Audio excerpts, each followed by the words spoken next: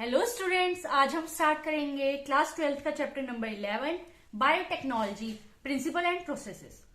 Biotechnology का क्या meaning है? बायोटेक्नोलॉजी हमारी एक टेक्निक है। क्या है? हमारी एक टेक्निक है जिसमें हम लिविंग ऑर्गेनिज्म का यूज करते हैं। किस लिए? लिविंग ऑर्गेनिज्म का यूज करते हैं हम अपने लिए प्रोडक्ट प्रोड्यूस करने के लिए। क्या प्रोड्यूस करने के लिए? प्रोडक्ट। अब हम लिविंग ऑर्गेनिज्म का यूज कैसे कर सकते हैं? बेसिकली हम उनके डीएनए में, किसमें? हम उनके डीएनए में चेंजेस कुछ इस तरीके से करते हैं कि हमें हमारा रिक्वायर्ड प्रोडक्ट मिल सके।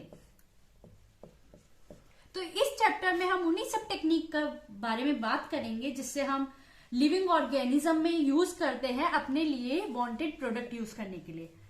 एग्जाम्पल अगर मैं अभी से आपको दूं जो कि हम आगे पढ़ेंगे, इंसुलिन। जो भी इंसुलिन आपको मार्केट में मिलता है वो हमने बायोटेक्नोलॉजी की मदद से लिविंग ऑर्गेनिज्म से प्रोड्यूस किया है। तो अब हम पढ़ते हैं आगे बायोटेक्नोलॉजी प्रिंसिपल एंड प्रोसेस। तो अब हम एनसीईआरटी बुक में लिखी हुई डेफिनेशन को पढ़ेंगे जो कि हमें किसने दी है? European Federation of Biotechnology. तो ये डेफिनेशन क्या बोलती है? The integration of natural science and organism, cell, part, theory और molecular analogue for product and services. Means sum up. किसका समअप? जब भी हम नेचुरल साइंस का, ऑर्गेनिज्म का और उनके सेल, पार्ट और उनसे मिले मॉलिक्यूलर एनालॉग का इस्तेमाल करते हैं, किस चीज के लिए? प्रोडक्ट के लिए। किसके लिए? प्रोडक्ट के लिए। जब हम उनका यूज करते हैं तो उसको बोलते हैं बायोटेक्नोलॉजी। बेसिकली हमारा मेन पर्पस क्या होता है बायोटेक्नोलॉजी में? कि हमें एक ऐसा प्रोडक्ट मिले जो कि हम यूज कर सकें, एक इंपॉर्टेंट प्रोडक्ट जिसका हम यूज कर सके सर्विसेज के लिए या फिर अपने किसी भी वर्क के लिए जो इंपॉर्टेंट हो, और वो भी किसकी मदद से? लिविंग ऑर्गेनिज्म के थ्रू। तो उसी को हम बोलते हैं बायोटेक्नोलॉजी। बायोटेक्नोलॉजी में हमें 3 सबसे इंपॉर्टेंट टर्म को समझने की जरूरत है, जिसमें से पहला है प्लाज्मिड। अभी मैं बताती हूं प्लाज्मिड क्या होता है। सेकंड है हमारा रेस्ट्रिक्शन एंजाइम। रेस्ट्रिक्शन एंजाइम को हम कॉमन लैंग्वेज में सीजर भी बोल सकते हैं। जो हमारे लिए सीजर काम करती है वही बायोटेक में रेस्ट्रिक्शन एंजाइम काम करता है। और उसके बाद है लाइगेज।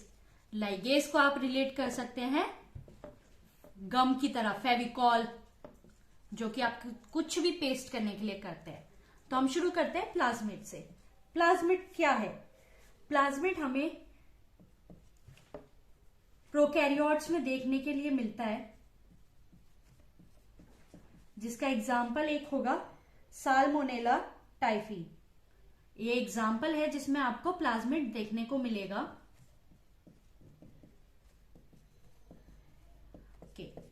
प्लाज्मिड एक autosomally replicating circular extra chromosomal DNA होता है। एक लेट्स एज्यूम ये एक साल्मोनेला टाइफी है। इसके पास अपना खुद का जीनोम है, डीएनए है जो कि हम सब में होता है, लेकिन इसके साथ इसमें एक अलग से सर्कुलर डीएनए भी होता है। ये सर्कुलर डीएनए अपने आप रेप्लिकेट होता है और ये क्रोमोसोम से अलग होता है। जैसे हम ह्यूमंस के पास अपना क्रोमोसोम होता है, लेकिन बैक्टीरिया के पास इस क्रोमोसोम के साथ एक एक्स्ट्रा सर्कुलर क्रोमोसोम भी होता है, जिसको हम बोलते हैं प्लाज्मिड। क्या बोलते हैं इसको हम? प्लाज्मिड। और ये प्लाज्मिड सेल्फ रेप्लिकेटिंग भी होता है, मतलब ये अपने आप ही 1 से 2, 2 से 3, 3 से 4 खुद ही रेप्लिकेट हो सकता है। तो हम बायोटेक्नोलॉजी में इस प्लाज्मिड का यूज करते हैं अपने लिए प्रोडक्ट डिजाइन करने में। ठीक है, अभी प्लाज्मिड का इतना ही रोल है। अब हम समझते हैं रेस्ट्रिक्शन एंजाइम क्या है। जैसे कि मैंने बोला, हम इसे सीजर से रिलेट कर सकते हैं। कैसे? सीजर का हम यूज करते हैं कट करने के लिए। उसी तरह डीएनए में अगर हमें कहीं पे कट लगाना होगा, सपोज मुझे ये पोर्शन चाहिए, तो अब हम इसे अपनी नॉर्मल सीजर से तो काट नहीं सकते ना। नहीं, इसको हम कट करते हैं रेस्ट्रिक्शन एंजाइम की मदद से। रेस्ट्रिक्शन एंजाइम की मदद से हम डीएनए को किसी भी पोर्शन से कट कर सकते हैं। हमें ये पोर्शन चाहिए तो इससे कट कर सकते हैं, ये वाला पोर्शन चाहिए तो हम रेस्ट्रिक्शन एंजाइम से कट कर सकते हैं। लेकिन हाँ, हर पोर्शन के लिए अलग अलग रेस्ट्रिक्शन एंजाइम होता है। एक ही रेस्ट्रिक्शन एंजाइम से हम सारे डीएनए को कट नहीं कर सकते। फिर है लाइगेज। अब लाइगेज का क्या काम है? हमने डीएनए कट तो कर लिया, लेकिन जब अगर हमने डीएनए कट किया है तो कहीं पे हमें जरूरत भी होगी कि हम उसको पेस्ट करें। अब अगेन पेस्ट हम अपनी नॉर्मल फेविकॉल से तो नहीं कर सकते हैं। इसके लिए जो एंजाइम हमें चाहिए होता है उसे हम बोलते हैं लाइगेज। लाइगेज क्या करता है? ये डीएनए का पोर्शन मैंने यहां से कट किया, किसकी मदद से? रेस्ट्रिक्शन एंजाइम की मदद से। और ये एक प्लाज्मिड है, इसके अंदर मुझे ये डीएनए का पोर्शन पेस्ट करना है, यहाँ पे अटैच करना है। तो मैं किसकी मदद से करूंगी? मैं करूंगी लाइगेज एंजाइम की हेल्प से। तो एक बार रिकैप करते हैं। प्लाज्मिड हमारा एक्स्ट्रा क्रोमोसोमल डीएनए है, सर्कुलर। और रेस्ट्रिक्शन एंजाइम हमारी मॉलिक्यूलर सीजर है, यानी जिससे हम डीएनए में कट करते हैं। लाइगेज हमारा पेस्ट करता है डीएनए फ्रेगमेंट को जिधर भी हम पेस्ट करना चाहते हैं।